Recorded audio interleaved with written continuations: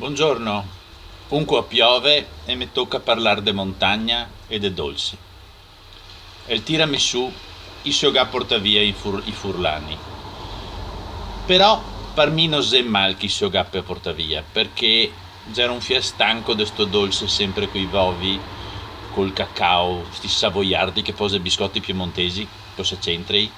E quindi sono contento che i furlani adesso che giunta a fontina e segue, patate e gavaremo il fricamesù, che se è un dolce nuovo su cui a Renata non sarà buona a far meglio. Dopo, cosa vuoi? Al fine o bevaremo con un taiut de Tokai, che posa un vino ungherese, e quindi alla fine è tutto un missiotto, ma questo se ben perché noi altri siamo un popolo che se missia.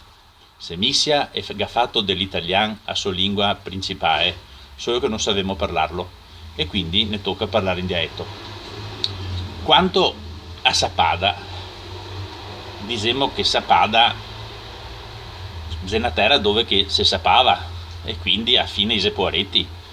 L'unica roba, ma che non è neanche tanto importante, che secondo me è un bidon che avevamo dato ai furlani, è che là nasce il piave, ma il piave non capi acqua e quindi che avevamo venduto sostanzialmente la macchina senza benzina e anche rotta.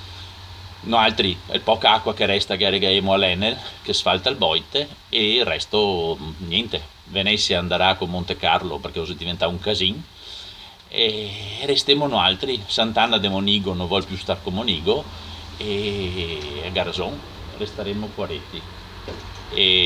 Ma tanto Poretti già eravamo anche prima e noi altri stiamo ben tra Poretti, sei siori che preoccupasse.